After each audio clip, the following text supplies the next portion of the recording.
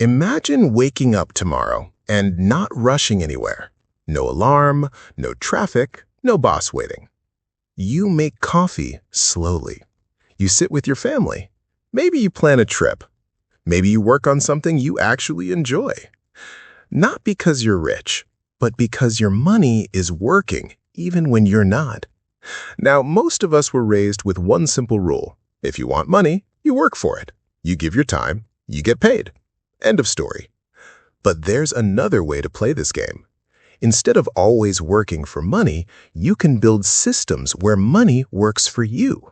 That's what passive income really means. And no, you don't need to be a genius. You don't need special skills. You don't need millions. You can start small, even with something like $1,000, sometimes less. Let me walk you through 5 simple ways people do this every single day. And I'll explain it the same way I wish someone had explained it to me when I was starting out. Because when you truly understand this, it changes how you see money forever. Let's start with the most important one, dividend stocks. First, forget the confusing charts. Forget the flashing numbers. A stock is simple. When you buy a stock, you're buying a tiny piece of a real company. Not a symbol, not a number, a real business. That business has employees, customers, products, profits. And when that business makes money, you, as an owner, get a share. That share is called a dividend. Think of it like this. Imagine you and 4 friends open a small cafe. At the end of the year, after paying expenses, there's profit left. You split it. Stocks work the same way, except instead of 5 owners, there might be millions. Companies like Coca-Cola, Procter & Gamble, and AT&T have been making profits for decades, and they share part of those profits with shareholders, usually every 3 months. That means money shows up in your account without you doing anything. No extra work, no extra hours, just ownership. Now, here's where people get confused. They think they need a lot of money. You don't. You just need enough to buy your first share. And today, many platforms let you buy fractional shares, so you can start with almost any amount.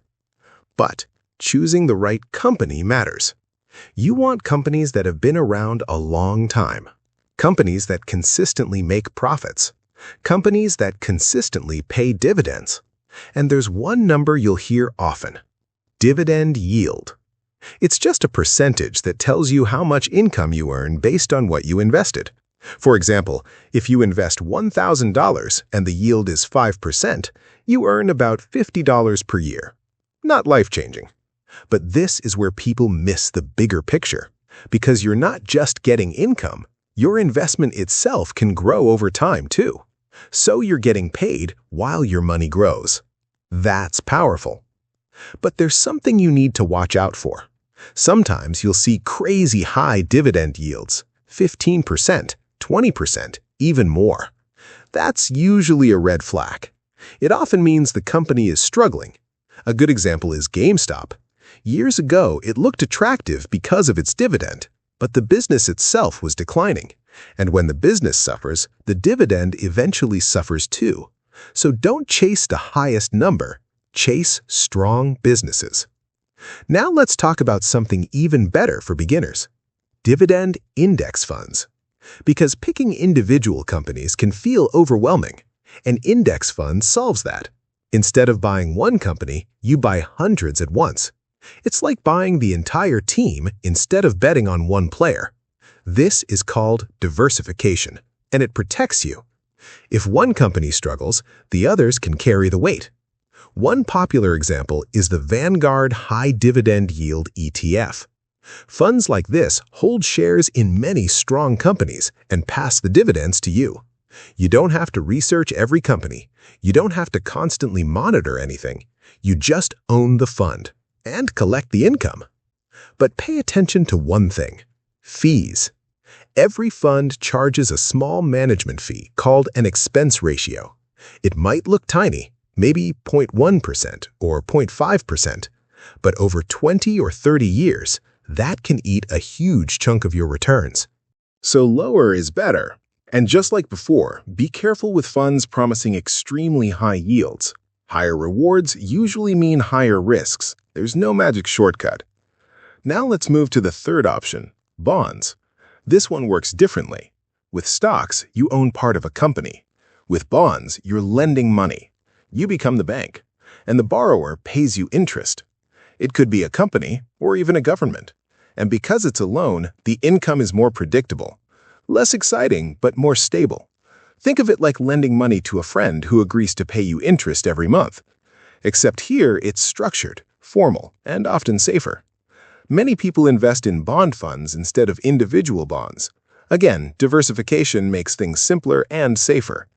One example is bond funds offered by Vanguard. They combine thousands of loans into one investment, and you collect the interest. It's steady, reliable, boring, and boring is often good when it comes to money. Now here's one of my personal favorites, real estate without actually buying property. These are called REITs, real estate investment trusts.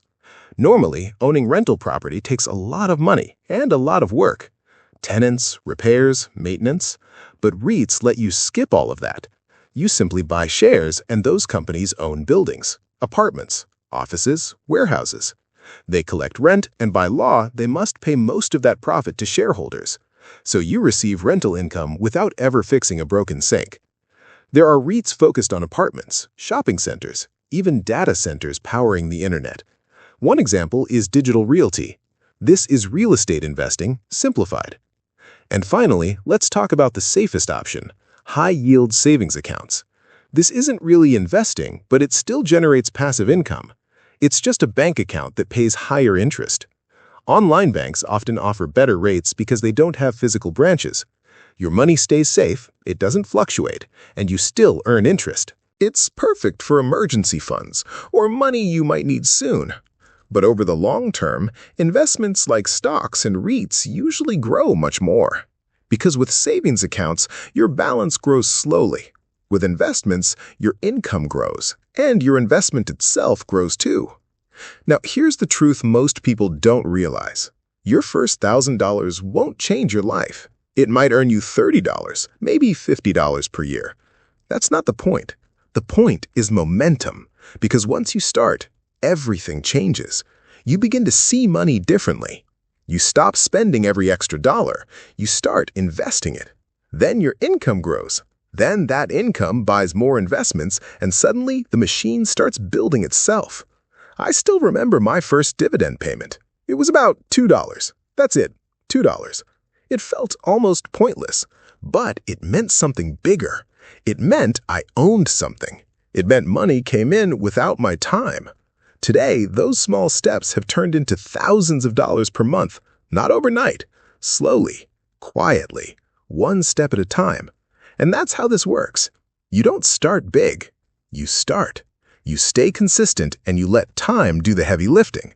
Because financial freedom isn't one giant decision, it's hundreds of small ones. So here's the real takeaway.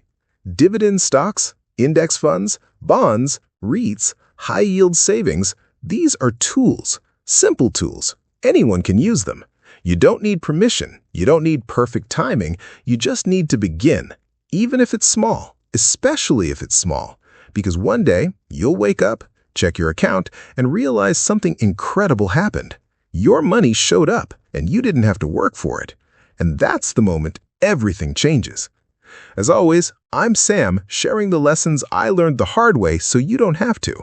Please subscribe to my channel for more such useful information. Thanks for watching, and I'll see you in the next one.